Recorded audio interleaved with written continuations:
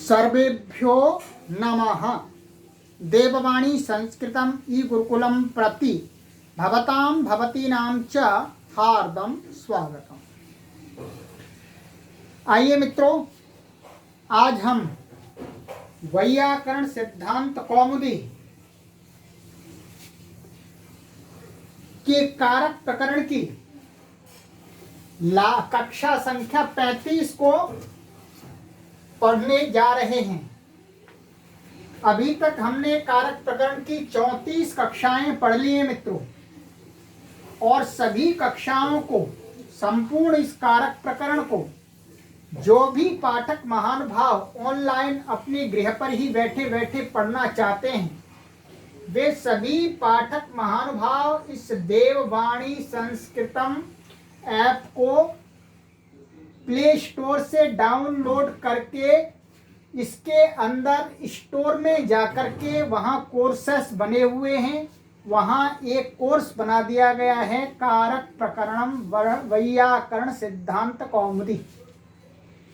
तो मित्रों, आप उस कारक प्रकरण को वहाँ पर जो भी उसका मामूली सा शुल्क रखा गया है, उस शुल्क को देकर के पूरे कारक प्रकरण को अपने गृह पर ही बैठे बैठे पढ़ सकते हैं।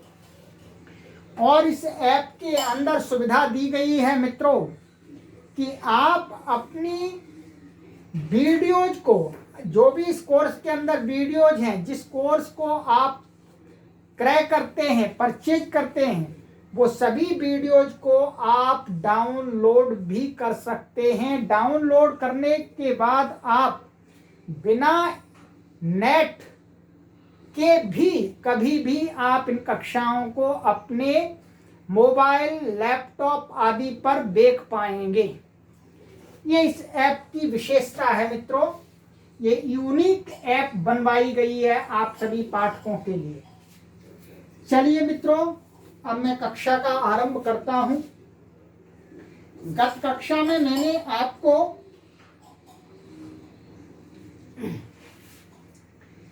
यहां तक पढ़ा दिया था। ये आपका वैयाकरण सिद्धांत कौमुदी का आप सूत्र देख रहे होंगे 603।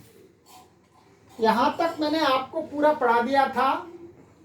पृथक विना नानाधिस तृतीयान्य परस्याम, यहां तक मैंने पूरा आपको पढ़ा दिया। आइएगा, आज हम आगे का सूत्र लेते हैं। सिद्धांत कौमुदी सूत्र संख्या 604। करणे च स्तोकाल्प कृच्छ कतिपयस्या सत्ववचनस्य। ठीक है, ये अष्टाध्यायी के द्वितीय अध्याय के तीसरे पाद का 33वां सूत्र है। चलिएगा, इसका हम पदच्छेद, विभक्ति आदि सब देख लेते हैं एक बार। देखिएगा, ये करणे, ये सप्तमी विभक्ति एक वचनांत है। च, ये अव्यय पदम है। और स्तोकाल्प कृच्छ कतिपयस्य, ये यहाँ तक एक पद। पयस, ये षष्ठी विभक्ति एक वचनांत है। क्या है ये? षष्ठी विभक्ति एक वचनांत। ये अव्यय पद था आपका, और ये सप्तमी विभक्ति एक वचनांत था। और ये असत्व वचनस्य, ऐसा है, संधि हो रही है असत्व वचनस्य, ये भी आपका षष्ठी विभक्ति एक वचनांत है। तो इस सूत्र के अंदर इतने पद हैं मित्रों।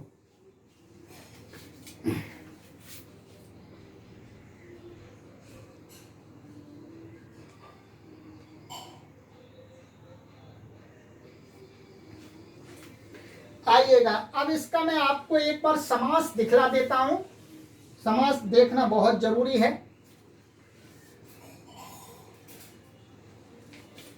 ये समास देखिएगा, समास है आपका इसमें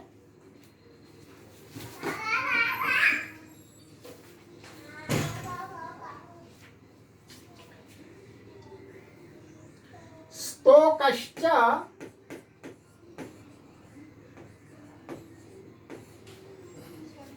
अल्पश्च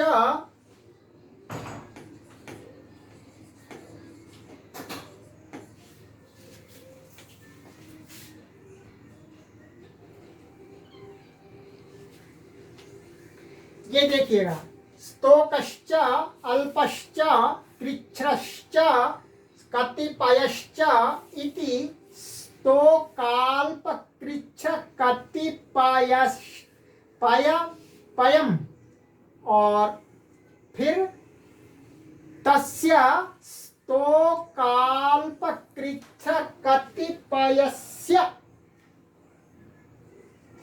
ये हुआ आपका समाहार द्वंद्व समास। ठीक है, और फिर इसके बाद जो दूसरा समास है इसी में सत्वस्य वचनम, सत्व वचनम, और ये सत्व वचनम,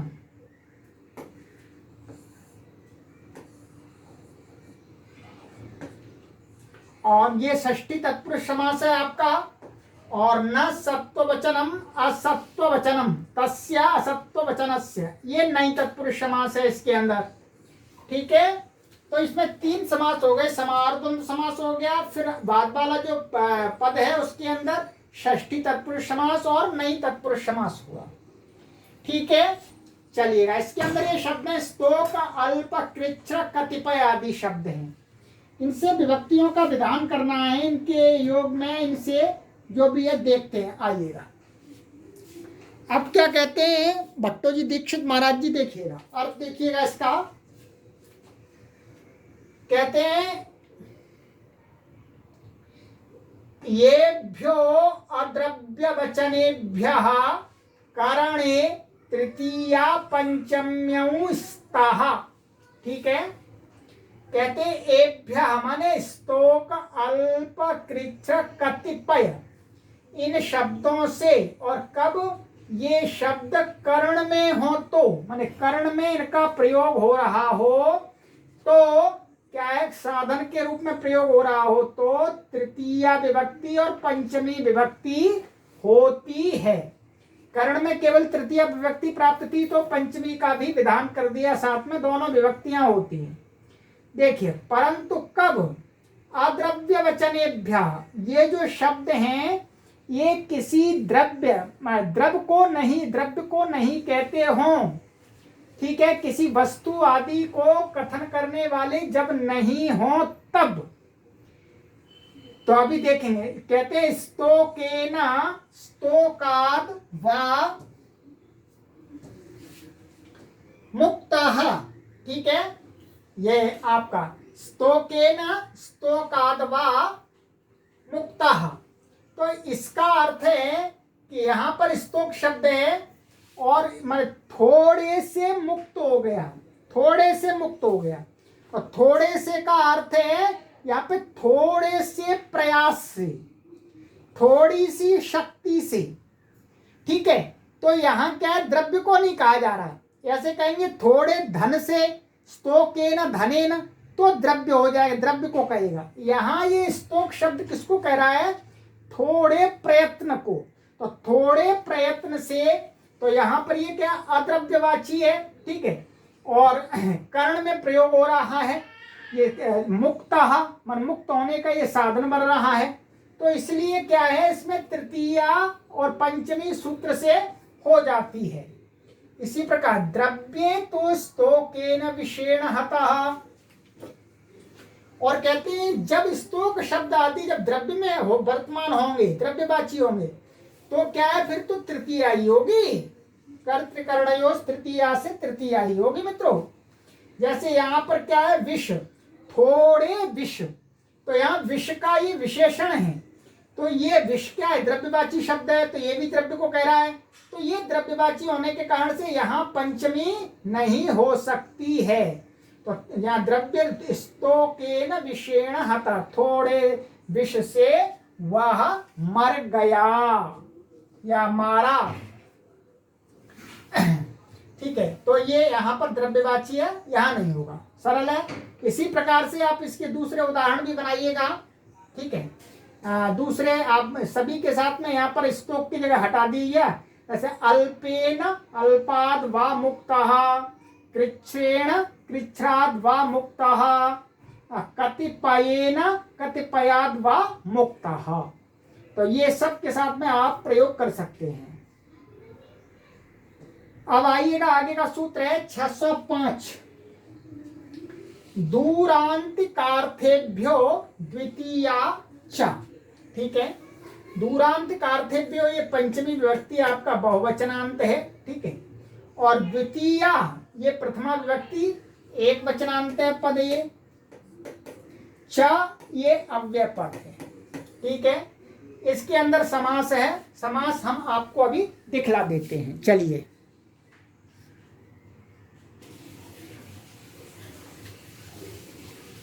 समास दूरश्च अंतिकश्च दूरांतिकौ, ये इतरेतर आप योग द्वंद्व समास हुआ इसमें आपका। दूरांतिकौ अर्थौ येषां ते दूरांतिकार्थाः तेभ्यः दूरांतिकार्थेभ्यः।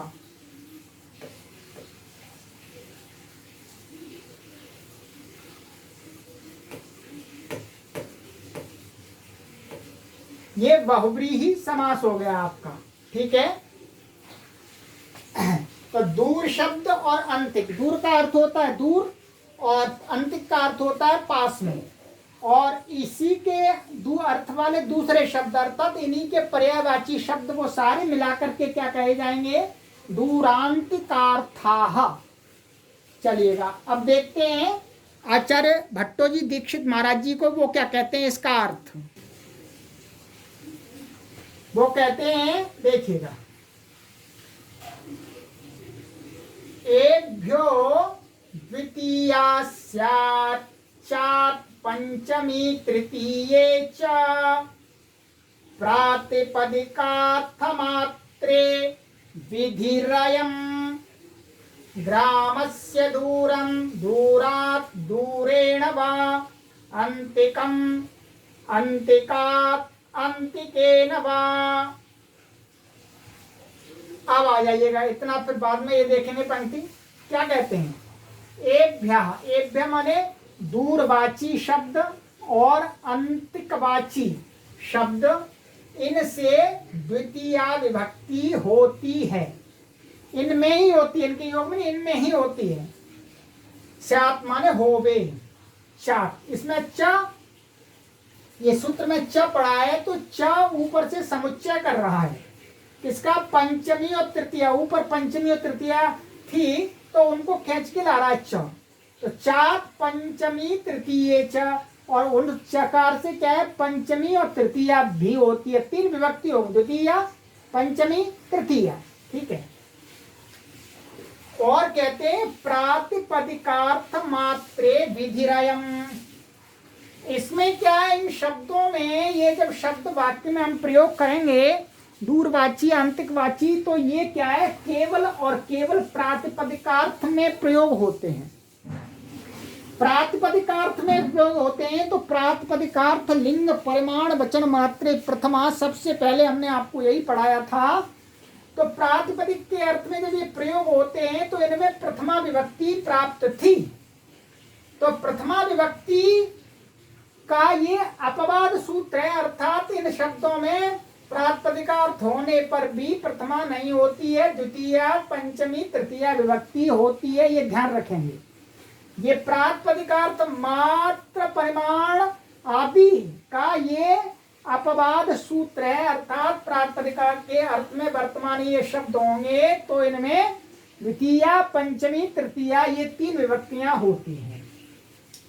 देखिए, ग्रामस्य दूरम, गांव के दूर अथवा दूरात अथवा दूरेण, सबका अर्थ एक ही है। अब मैं आपको ये बताऊंगा, आपको कई संस्कृत पढ़ते समय साहित्य आदि में दूरात और दूरम का अलग अलग अर्थ लगता होगा, परंतु नहीं, ग्रामर की दृष्टि से, व्याकरण की दृष्टि से एक ही अर्थ होता है। अंतिकम, अंतिकाद, अंतिकेन वा, इसमें भी द्वितीया पंचमी और तृतीया कोई भी कर सकते हैं।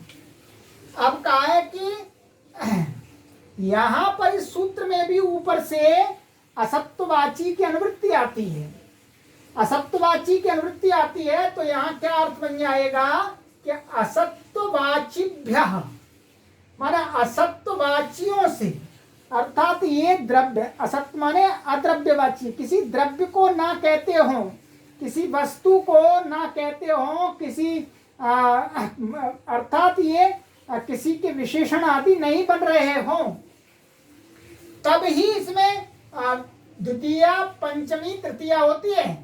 तो वही का असत्व वचनस्या इति अनुवृत्ते है, ऊपर से जो अभी पढ़ाया था मैंने उसमें से इसकी अनुवृत्ति आने से क्या होता है, न इहा, यहाँ पर नहीं होती है तृतीया पंचमी द्वितीया।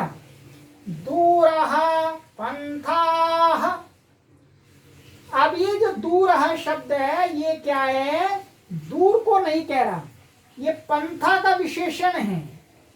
पंथा माने दूर वाला मार्ग, क्या है, दूर वाला मार्ग, मार्ग दूर है ऐसा नहीं है, दूर वाला मार्ग जो दूर तक जाता है वह वाला मार्ग। तो ये पंथा का ये विशेषण बन रहा है, इसलिए ये द्रव्यवाची है। द्रव्यवाची होने से इस सूत्र से द्वितीया पंचमी तृतीया नहीं होगी, क्या होगी, प्रातिपदिकार्थ लिंग परिमाण वचन मात्रे प्रथमा, क्योंकि ये विशेषण इसका है तो इसमें भी हो रही है प्रातिपदिकार्थ में प्रथमा, तो इसमें भी हो जाएगी। जब इसमें द्वितीया होगी तो इसमें द्वितीया हो जाएगी, तो इसमें बदलती रहेगी इसके अनुसार, परंतु ये वाला सूत्र यहां नहीं लगेगा। ये आपको क्लियर हो गया पूरा एकदम, ये समझ लेना है, ये द्रव्यवाची होंगे तब नहीं होगी इसमें। अब आ जाइएगा एक बहुत ही महत्वपूर्ण सूत्र मित्रों, कारक हमने कुल मिला काफी पढ़ लिए हैं, ठीक है। अब आ रहा है षष्ठी, षष्ठी विभक्ति विधायक। ये वास्तव में कारक नहीं होता है, कारक नहीं होता ये बताइए। कहते हैं षष्ठी शेषे, षष्ठी है प्रथमा विभक्ति एक वचनांत है, शेषे ये सप्तमी विभक्ति एक वचनांत है, कोई समास आदि नहीं है। ये दूसरे अध्याय के तीसरे पाठ का 50वां सूत्र है। अब आइएगा इसका अर्थ देखते हैं। कहते कारक प्रातिपदिकार्थ व्यतिरिक्त स्वस्वामी भावादि संबंध शेषः, ये कहते हैं शेष। शेष क्या है पहले इसका निर्णय कर लें। तो शेष क्या है, शेष का लक्षण बताया, शेष को परिभाषित किया कि देखो भाई ऐसा है, कारक जिसकी कारक संज्ञा कर दी है पाणिनीय शास्त्र में, उसको व्यतिरिक्त उससे अतिरिक्त छोड़ करके, और प्रातिपदिकार्थ, प्रातिपदिकार्थ मात्र में प्रथमा कही है, तो प्रातिपदिकार्थवाची जो शब्द हैं अर्थात प्रातिपदिक के अर्थ में जो शब्द प्रयोग किए जाते हैं वाक्य के अंदर उनको छोड़ करके, और वाक्य में कारक जो बन रहे हैं उनको छोड़ करके, उनसे व्यतिरिक्त क्या बचा, स्वस्वामी भावादि संबंध, माने स्व और स्वामी का संबंध, इसको संबंध कह सकते हैं, दो का संबंध बचा। तो संबंध मात्र ही क्या कहा गया है, शेष। संबंध में कोई विभक्ति अभी कही नहीं है, तो संबंध अर्थात कारक और प्रातिपदिकार्थ से भिन्न व्यतिरिक्त से बचा हुआ जो स्वस्वामी का संबंध, जैसे ये मेरा पेन है, ये मेरा बोर्ड है, ठीक है, ये मेरी पुस्तक है, तो यहाँ पर क्या पुस्तक स्व हो गई और मैं स्वामी हो गया, पेन स्व हो गई, स्व हो गया, पेन ये हो गया और मैं उसका स्वामी हो गया, मालिक हो गया।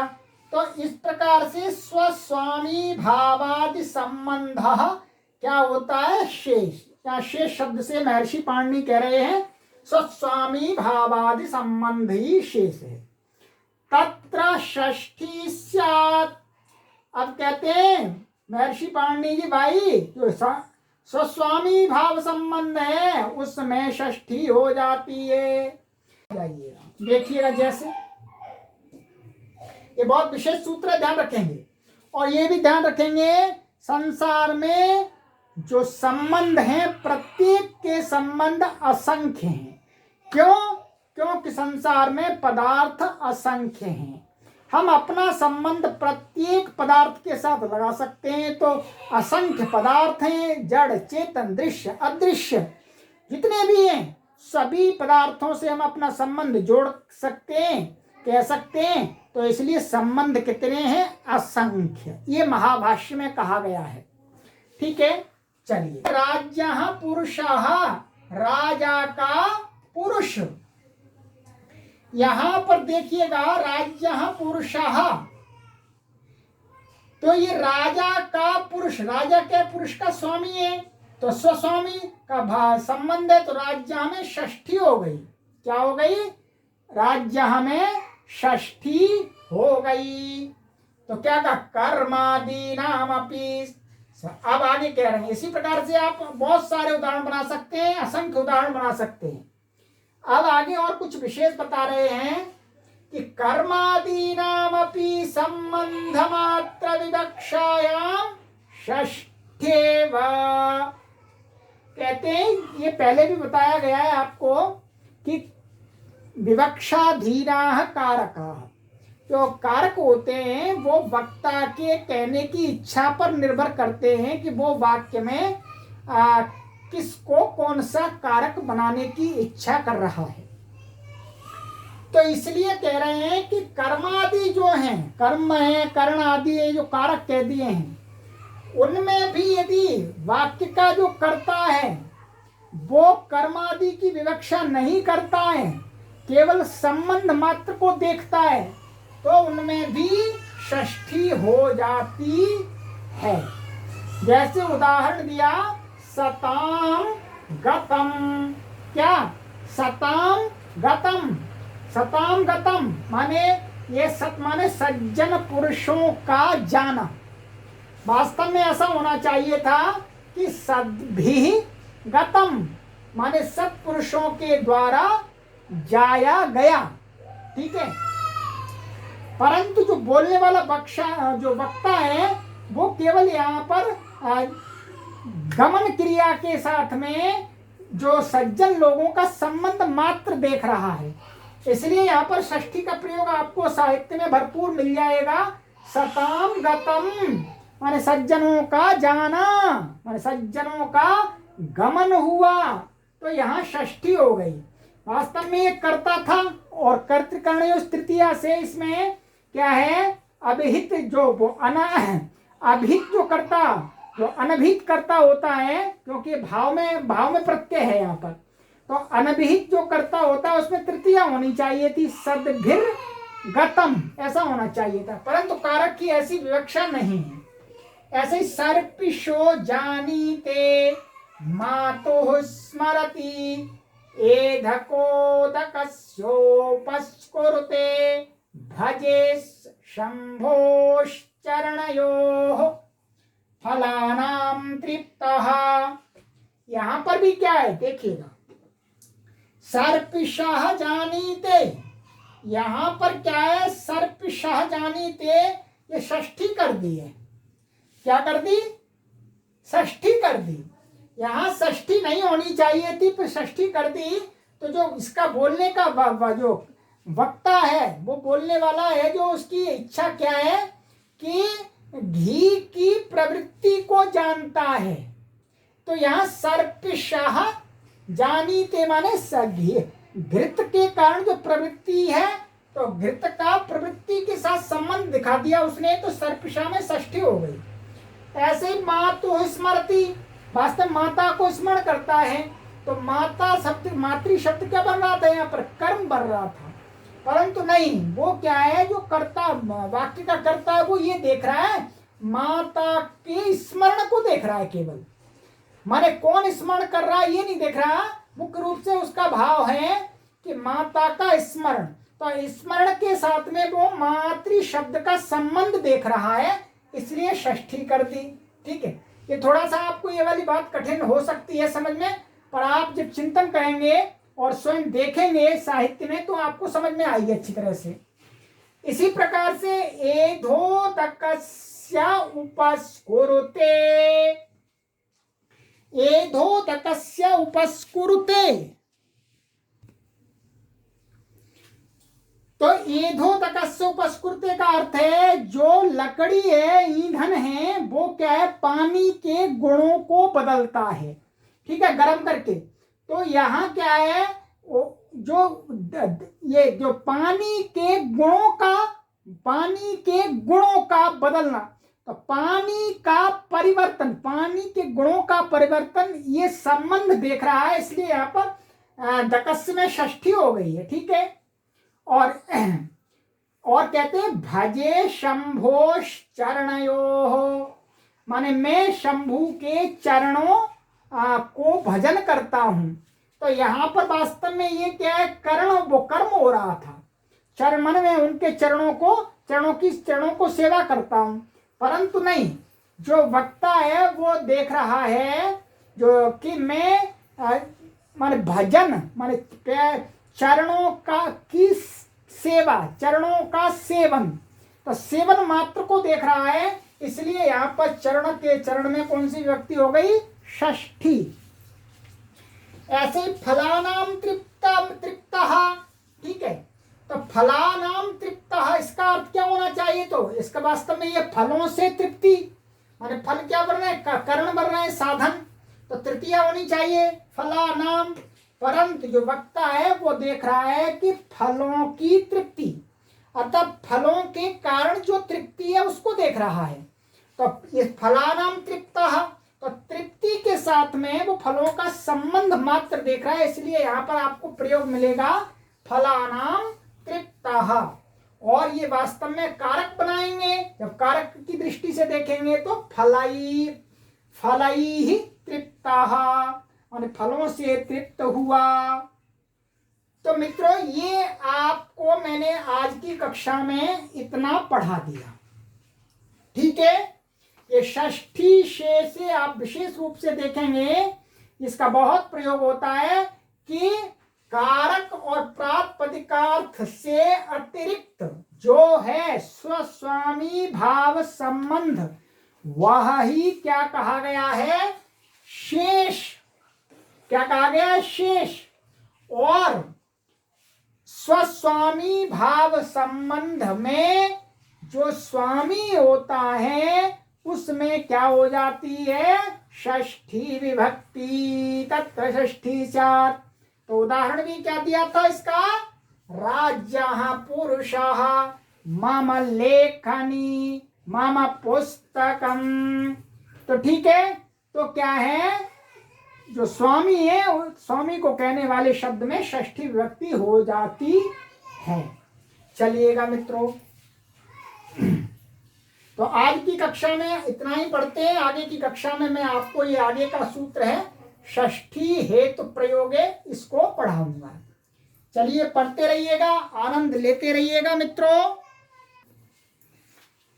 और आगे की कक्षा में मित्रों मिलते हैं। और जो भी महानुभाव इस कारक प्रकरण को पढ़ना चाहते हैं, वे सभी महानुभाव इस देववाणी संस्कृतम ऐप को डाउनलोड अवश्य करें प्ले स्टोर में जाकर के। और यदि आपको ये सर्च नहीं होती है तो व्हाट्सएप पर संपर्क कीजिएगा, हम आपको लिंक देंगे, उस पर लिंक पर क्लिक करके आप डाउनलोड कीजिएगा। ये यूनिक ऐप है, यहाँ पर मैं आपके लिए बहुत विशेष कोर्स के बना रहा हूँ, जिन कोर्सों से आप अपने कॉम्पिटिटिव एग्जाम की तैयारी कर पाएंगे और अपने संस्कृत सब्जेक्ट में अच्छे मार्क्स प्राप्त कर पाएंगे। अस्तु सर्वेभ्यो नमः।